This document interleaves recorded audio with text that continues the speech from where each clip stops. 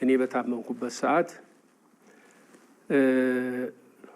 ወደ መጨረሻው ላይ በበሽታው እየባሰ ሲሄድ እሞት ደረጃ ስደርስ ሴቶቹ ሞተ እንግዲህ በቃ ብለው እንትናቸውን ነጠላቸውን ታጥቀው ደረት መድቃት ምናምን ሲጀምሩ እሳቸው ከዚያ ይወስዱና አይ ልጄ አይሞትም ብለው በዚህ ይሄ ነበር ወንጌላቸው። በዚህ ይሄንን እንደዚህ አድርገው እሳቸው እዚህ ጭናቸው ላይ ያስቀምጡና እዚህ ውስጥ አሁን ተገንጥሎ ወጣ እንጂ ስለ ስቅለት ነበረ። ያን ስነ ስቅለት እንደዚህ አድርገው ነበር የሚጸልዩ። ሲጸልዩ ደግሞ የሚሉት ያኔ አንተ ወደዚህ ዓለም በመጣህበት ጊዜ ያ100 አለቃ ልጄ ሞተብኝና አድንልኝ ብለህ ለምነው አድንህለታል። እኔ ግን ከብዙ ጊዜ በኋላ ሳላውቅህ በአንተ አመኜ ለምኜሃለሁና ከ100 አለቃው እምነት የኔ በምን ያንሳል እያሉ ነበር የሚለምኑት። በዚህ አይነት ነበር ሁልጊዜ እንትኑ እንደዚህ አይነት ነበር። ከዚያ በላይ እንግዲህ ያኔ የሹም ልጅ እንግዲህ ሲታመም ሰው ሁሉ በጣም ብዙ እንትን ያለ ሊጠይቅ ይመጣል ምናምን እዚያ ይላልና በዚያ በደብር ውስጥ ከነበሩት ሀገሮች እስላሞች የሰፈሩበትም አለ። እዚያ ተገዢ የሆኑ እስላሞችም እዚያ ሊጠይቁ ይመጣሉ እና ምን ይላሉ? እንዴ እኔ ባንተ አምኜ በእምነት የጸንቼ እየለመንኩህ ነው። አንተን የማያምኑ እነዚህ እስላሞች አሉ። በእነሱ ፊት እየለመንኩህ ታሳፍረኛለህ እያሉ ይለምኑት ነበር እና እዘዝ በቃልከ ሕያው ወልዴ እያሉ ነበር ብዙ ጊዜ የሚጸልዩ። ከዛ በኋላ ክር ሁሉ ለማሰር እንትን ካሉ በኋላ ያንን በጣት ሰብጥለው ነፍስ ዘራሁኝ እና ከዛ እያገገምኩ ለመዳን በቃው። ይኸው እዚህ ደረስኩ። ይገርም ነው በጣም። የስንት ዓመት ልጅ ነበሩ ከሞት ሲነሱ? 5 ዓመት ይመስለኛል። አንድ 5 ዓመት ይሆነኛል። ከዚያ የእኔ ብቻ ሳይሆን ከዚያ በኋላ እዚያ ቤት ውስጥ የሚታመም ሰው ምንም ካለ ይህንኑ እየደገሙ በዚህ እየጸለዩ ጠበል እየረጩ ጠበል እያጠጡ እንደዚያ በጸሎት ይረዱ ነበር። ወንጌላዊ ዮሐንስን እየጸለዩ። አዎ። በዚህ መንገድ የፈወሱት ወይም ከሞት ያስነሱት ሌላ ሰው ምናልባት በታሪክ የሚያውቁት ይኖር ይሆን? አይ ሌላ ሰው እንኳ እርግጥ በየጊዜው አንዳንድ ህመም እየታመሙ እዚያው የቤተሰብ ሰዎች የሚድኑ ነበሩ። እንደሚያውቁት በቅዱሳት መጻሕፍት በገድላቱ በድርሳናቱ በልዩ ልዩ ቅዱሳን ላይ የሚፈጸም ተአምር አለ። እግዚአብሔር በቅዱሳኑ ላይ አድሮ ለምእመናኑ የሚፈጽመው ተአምር ህማምን ከመፈወስ ሙትን እስከ ማስነሳት የሚደርስ እና የተጻፈውን የማያምኑ አንዳንድ የቤተክርስቲያንን ትምህርት የማይቀበሉ ሰዎች ከዚህ ታሪክ ምን ይማሩ ይላሉ። በእኛ ዘመን ይኸው በሕይወተ ሥጋ ያገኘናቸው ጋሽ ምርካ ክርስቶስ አድማሱ በአባታቸው ጸሎት ከሞት ተነስተው ነው እስካሁን የቆዩት። ወደፊትም ብዙ ዕድሜ እንዲቆዩ እንመኝላቸዋለን እና ከእርስዎ ታሪክ የሚጠራጠሩ ሰዎችን የሚከሯቸው እስኪ እንዲያምኑ። ይሄ ትንሽ አስቸጋሪ ነገር ነው። ለምን እምነት ማለት ምንም ጥያቄ የሌለው ሎጂክ የማትጠይቅበት ማመን ብቻ ነው። ካመንክ የዚህ ምክንያቱ ምንድን ነው? ይሄ ለምን እንደዚህ እኮ ነው፣ ይሄ ቢሆን እንዲህ አይሆንም ነበር ወይ ብለህ ማለት የለብህም ካመንክ። ስለዚህ የሚጠራጠሩ ሰዎች ካሉ ጥያቄ ያላቸው ማለት ነው። እነዚያ ሰዎች እነሱን ማሳመን አይቻልም። በመጀመሪያ እንዳውም አንድ ጓደኛ ነበረኝ ዶክተር ምንየለት ይባላል እና ማርክሲስት ሌኒስት ነው እሱ እንትኑ።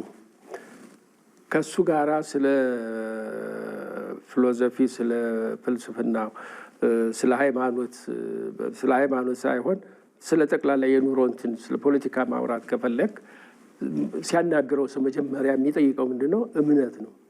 ታምናለህ አታምንም ነው በቃ። እምነት ካለ ከአንተ ጋር አልነጋገርም ነው የሚል። ምክንያቱም ዜር ኢዝ ኖ ሎጂክ ለእምነት ስለዚህ አሁንም ቢሆን ለተጠራጠሩ ሰዎች ምንም እንትን የለውም። ጥርጣሬያቸውን የሚያስወግድ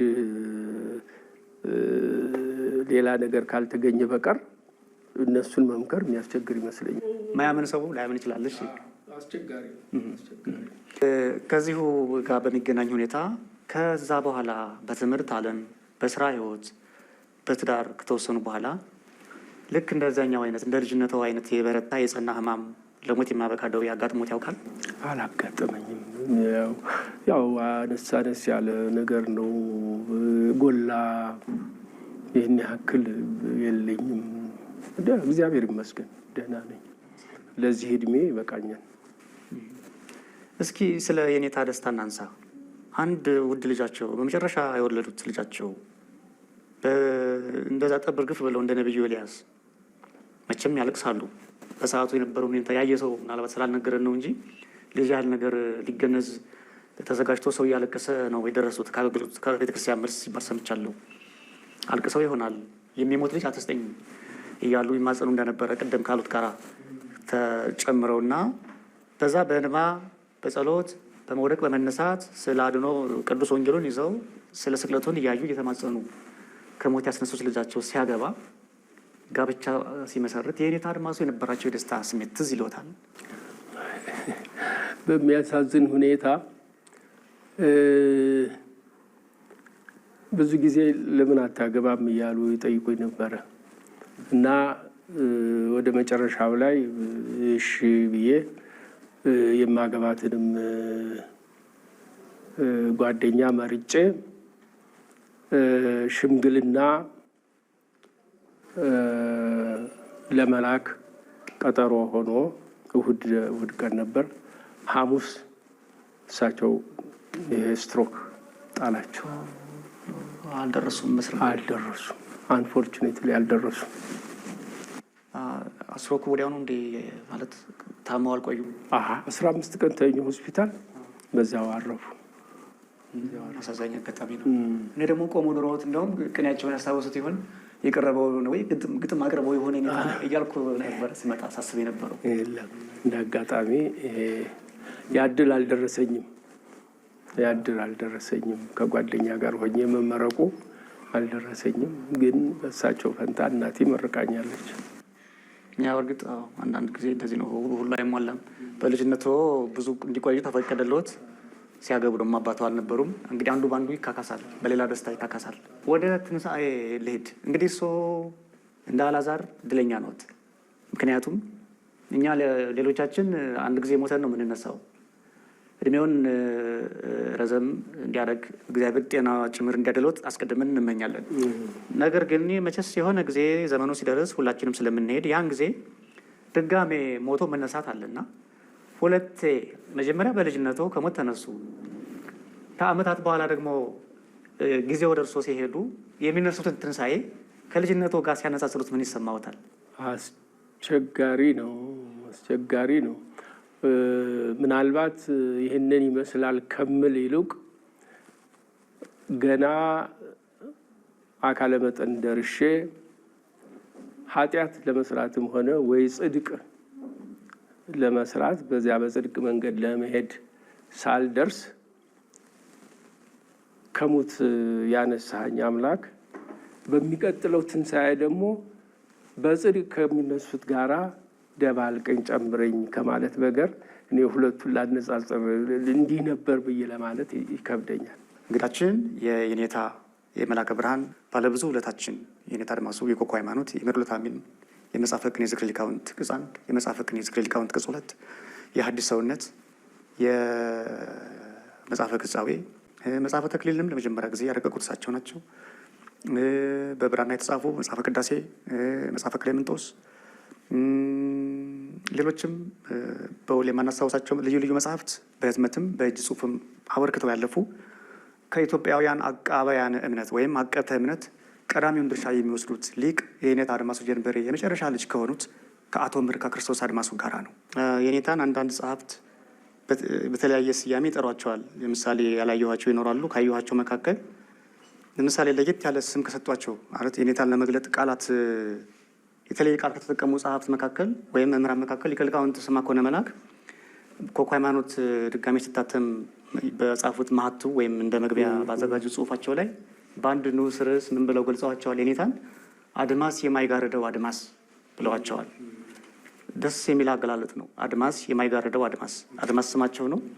አገልግሎታቸው ዓለም አቀፍ መሆኑን ለመግለጥ ማህበረ ቅዱሳን በቴሌቪዥን ያስተላለፈው አንድ ዘጋቢ ፊልም ላይ ደግሞ ርዕሱን የዘጋቢውን ፊልም ርዕስ ሶም የቀረቡበት ማለት ነው መድሎተ ሰብ ብለውታል። ርዕሱን መድሎተ አሚን የሚል መጽሐፍ ስላዘጋጁ እሳቸውን ደግሞ የሰውነት ልክ የሰው ልክ በሚል ገለጿቸው። በሌላ መልኩም ቤተክርስቲያናችን ደግሞ ከዚህ ከፍ ባለ ማዕረግ ሊቀ ጠበብት ብላቸዋለች። በድጓ በጸዋትወ ዜማ በዝማሬ መዋሥዕት ስለደከሙላት በማኅሌት ስላገለገሏት መጋቤ ምስጢር ብላቸዋለች። የቅኔ መምህር ስለነበሩ እንዲያውም መጋቤ ምስጢር ሲባሉ ለመጀመሪያ ጊዜ ነው በዚህ በአዲስ አበባ በባታ ታሪክ ይባላል። ምን ተብሎ ይነገራል? እድለኛ ማዕረጉ ነው ከመልአከ ብርሃን አድማሱ ይልቅ መጋቤ ምስጢር ራሱ እድለኛ ነው እሳቸው ላይ ወደቀ ተብሎ ተነግሯል። ልክ ነው አይደል?